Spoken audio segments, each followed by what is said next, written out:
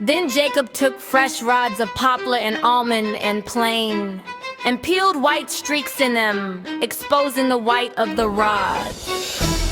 He set the rods that he had peeled in front of the flocks in the troughs, that is, the watering places where the flocks came to drink.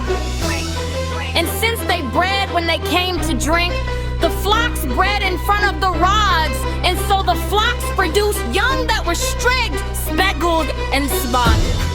Jacob separated the lambs and set the faces of the flocks toward the striped and the completely black animals in the flock of Laban. And he put his own droves apart and did not put them with Laban's flock.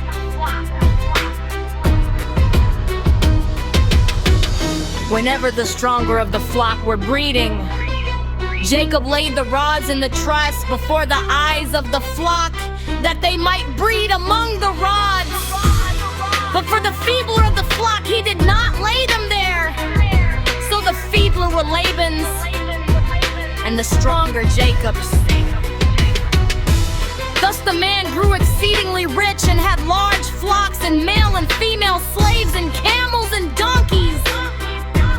Now Jacob heard that the sons of Laban were saying, Jacob has taken all that was our father's.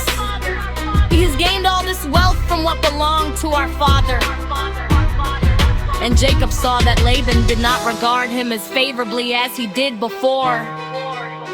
Then the Lord said to Jacob, return to the land of your ancestors and to your kindred, and I will be with you. So Jacob sent and called Rachel and Leah into the field where his flock was, and said to them, I see that your father does not regard me as favorably as he did before. But the God of my father has been with me. You know that I have served your father with all my strength, yet your father has cheated me and changed my wages 10 times.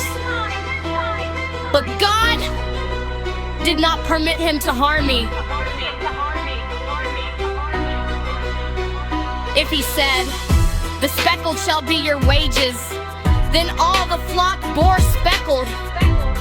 And if he said, the stripe shall be your wages, then all the flock bore striped. Thus God has taken away the livestock of your father and given it to me. During the mating of the flock, I once had a dream in which I looked up and saw that the male goats that leaped upon the flock were streaked, speckled, and liar.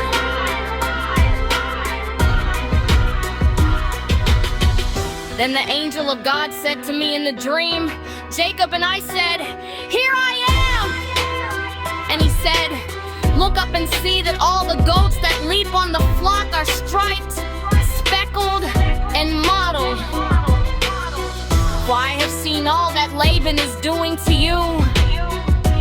I am the God of Bethel, where you anointed a pillar and made a vow to me. Now leave this land at once and return to the land of your birth. Then Rachel and Leah answered him, is there any portion or inheritance left to us in our father's house? Are we not regarded by him as foreigners? For he has sold us, and he has been using up the money given for us.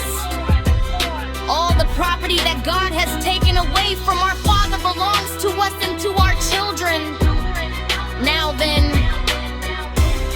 do whatever God has said to you. So Jacob arose and set his children and his wives on camels, and he drove away all his livestock, all the property that he had gained, the livestock in his possession that he had acquired, and padded a ram to go to his father Isaac in the land of Canaan. Now Laban had gone to shear his sheep, and Rachel stole her father's household gods. And Jacob deceived Laban the Aramean, and that he did not tell him that he intended to flee. So he fled with all that he had. Starting out, he crossed the Euphrates and set his face toward the hill country of Gilead. On the third day, Laban was told that Jacob had fled.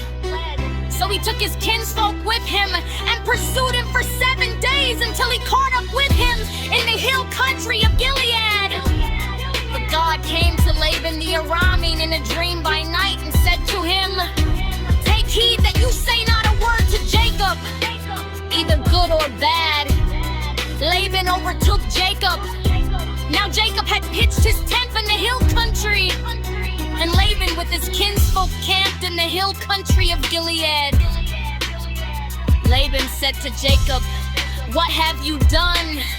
You have deceived me and carried away my daughters like captives of the sword. Why did you flee secretly and deceive me and not tell me? I would have sent you away with mirth and songs, with tambourine and lyre.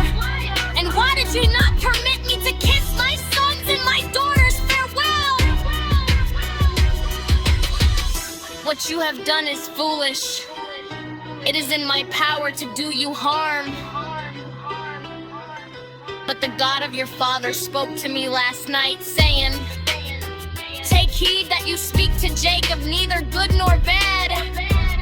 Even though you had to go because you longed greatly for your father's house, why did you steal my gods?' Jacob answered Laban, 'Because I was afraid, for I thought that you would take your daughters from me by force. But anyone with whom you find your gods shall not live. In the presence of our kinsfolk, point out what I have that is yours, and take it.' Now Jacob did not know that Rachel had stolen the gods.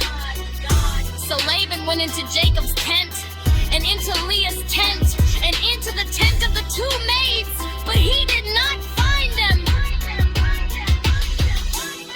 And he went out of Leah's tent and entered Rachel. Now Rachel had taken the household gods and put them in the camel's saddle and sat on them. Laban felt all about in the tent. He did not find them.